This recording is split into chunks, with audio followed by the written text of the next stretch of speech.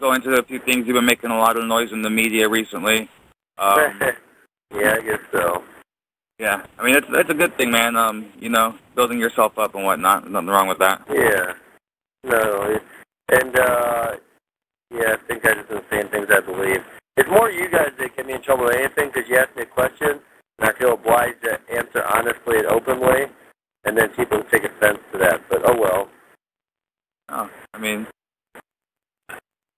it's part of your job. It's a necessary evil, I think, man, especially with you fighting out of the UFC with your eventual goal to get into the UFC, you know? Yep. It's good to get these people talking about you now, you know? Yep. All right, so let's talk about this. You're the welterweight champion for Bellator. Yeah. How is that? How happy are you in the Bellator promotion, and how do you feel about your place there on their roster? I'm very happy. I really, Bellator gave me a great opportunity to get to a level I probably would not have gotten to. Right now, I mean, the fight before Bellator, I fought for $600 at some rinky-dink show. So, they gave me the ability to build myself up really quick. I'm excited to fight Jay Huron, and then maybe they'll get a pretty good challenger for me after that. Right. What do you think about Jay? I mean, he just, for those who don't know, he won the Bellator welterweight tournament. Yeah. So, I mean, what do you think about him as an opponent? He's a seasoned veteran. Oh, I don't think much of Jay. I don't really think he's going to provide a big challenge for me. I guess I'll train like he's tough. I mean, I'm going to train hard regardless, but I'm going to take care of him. What about him do you feel is not really a challenge to you? I think his wrestling's subpar. Well, compared to mine, I guess. I mean, for some people, it's pretty good.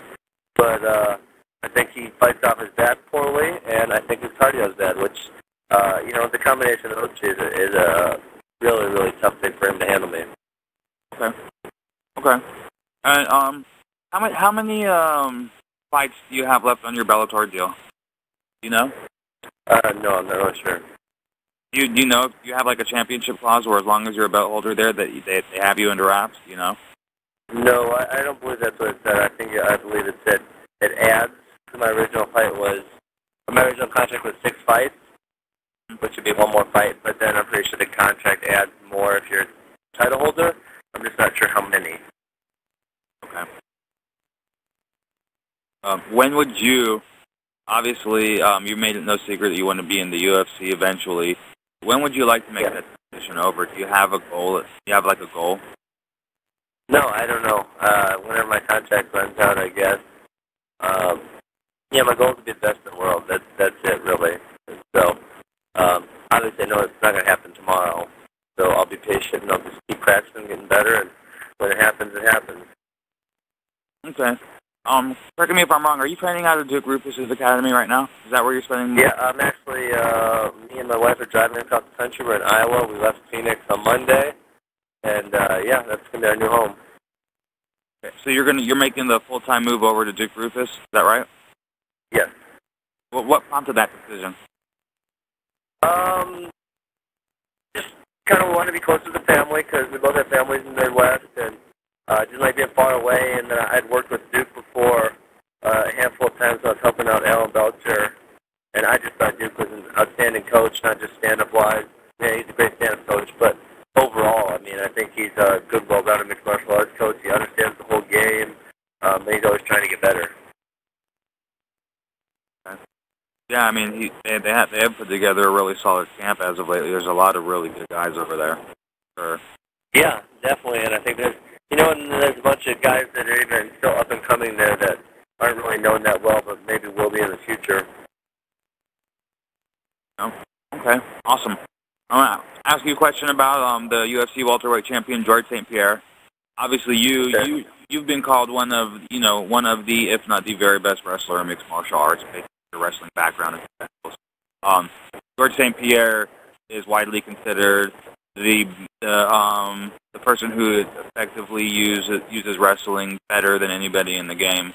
What what are your thoughts in breaking down his wrestling? I mean, he basically has like two key moves. It's a single and a double leg takedown. Outside of that, we don't see much from him. But I mean, what are your thoughts when you break down his wrestling? Definitely, he's very explosive, and he's got a great double leg, and he's a knee pick. He's got a few judo throws maybe, but my general opinion, I know a few other high-level wrestlers who feel that he's not that great of a wrestler. He sets up his takedowns with punches very well, which is obviously a great thing in mixed martial arts. But as being a complete wrestler, he's not, and I would demonstrate that if we fought. Do you think? I mean, a lot of people in the know that you're using your wrestling very effectively in the sport thus far. But do you think that? I mean, you just said it, but can you reiterate? If you actually were able to get this shot against George St. Pierre, that you would be able to out-wrestle him in an MMA match and use that to your advantage? Yes. Yeah. Okay. Let me ask you this. Actually, I'm going to read something to you. Okay, I'm just going off a little bullet here. Did you hear what Thiago Alves said about you the other day? Something about me getting beat up by anyone who's halfway decent is what I get out of it. Yeah, he said. Here, I'll just read it to you, and then I'd like a response if you wouldn't mind. All right, sounds good. Says he thinks he'll get punished. I think he'll get demolished. I mean, he's fighting some good guys and everything, but he never really fought a good fighter. A tough guy with a little bit of a wrestling background. Guys who know how to sprawl. He never fought a tough guy like that. I think if he thinks he's going to go to the UFC and then run through people like he's doing in Bellator, I think he's mistaking big time. He's trying to promote himself. He's got to come to reality a little bit, though. I truly believe all the guys fighting at the top of the weight class can just run through Ben Askren, no problem. Do you want me to respond? Yeah. Well, the first thought about that is, he's clearly dogging out one of his teammates down there at American Top Team. Hornbuckle is one of his training partners and teammates, and so he's pretty much saying Hornbuckle sucks. That's the first thing I think when I hear that statement. After that, both Nick Thompson and Ryan Thomas, they were both D1 wrestlers, so, I mean, they weren't highly successful, but they're definitely better wrestlers than Thiago Alves, so I don't know if he was implying that he was a good wrestler. Not really sure what he was saying there. The third thing, I think, is that anytime he's fought, someone who's applied their wrestling against him, i.e. John Fitch, he's had trouble with it. And the fourth thing, I think, is, he's just angry I made a truthful comment, and it was simply stating the fact that him failing to miss weight shows lack of discipline, and as a grown man, it's kind of embarrassing when you agree to something like that and then fail to comply on your end. So that's what I think when I hear that statement. So did you get all that?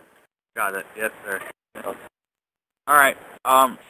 What about your progression as a mixed martial artist from wrestling? I assume that you're working jiu-jitsu. We know you're working stand-up. Do you work jiu-jitsu with the gi, without the gi, both? Do you have like a belt rank? What's going on? Yeah, I'm a brown belt. I've worked a little bit of gi, but primarily no gi. The reason for that is that I've been a very busy person. I resigned at issue, but I was a Division I college wrestling coach, and then I do a lot of other things in my spare time. And I just thought, I can have 2 MMA practices a day, and I feel like no-gi applies significantly more to mixed martial arts than than gi does. So that's why I felt it was important to grasp the no-gi first, and then, down the road, once I really get better at that, then I'll probably start with some gi.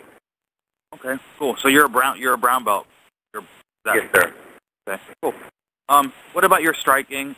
Obviously, striking is a huge part of mixed martial arts, and that's where we see wrestlers who transition over. That's the weakest point. That's the weakest part of their game. What are you doing to improve your stand-up and progress there? Obviously, a move to Duke Rufus's gym helps out a lot. But how do you feel on your feet? Yeah. What's on there? Well, I think you actually see 2 kinds of wrestlers. I think you see wrestlers who choose to use their wrestling defensively and learn to stand up very well, i.e. Cain Velasquez, maybe, would be a really good example of that. And offensively, and then either do ground and pound or jiu-jitsu when they get to the ground.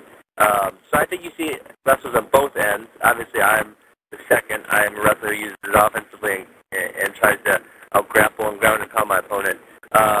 Yeah, I do need to work on my stand-up, and it's something I've consistently been working on. When I was in Arizona with my boxing coach, Mario Francis, worked on it every day, and then I also had a kickboxing coach who was from Hawaii, actually. His name's Rob Monroe. And, now I know Duke's a great coach, and I'm moving there, and they have a handful of great stand-up fighters, and Duke's a great stand-up coach. And so I know over time it's going to get better. I know it's not very good right now, but when I work and work and work, I'm going to get good at it. Okay. A few more questions for you, Ben, and I'll let you go. When you came out and you made your pro debut, it was you finished your guy in the first round. In fact, your first 4 fights were first round finishes. Now, going forward in your career, your last 4 fights have been all decisions. I want to know what do you attribute to that, and how badly do you want to get back to finishing opponents, or does it matter to you? No, it's obviously easier finishing an opponent. They would say it's easier fighting 2 minutes than 15. So yeah, I would like to finish my guys. It would make it a whole lot simpler than fighting for 15 minutes. Just a high level of competition. That's it.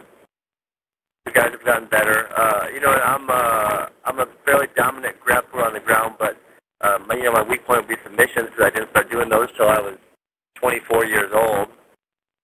Wrestling, controlling people, I've been doing that my whole life, and so transitioning that over to grappling wasn't that hard, and then just understanding how to pass cards and submissions.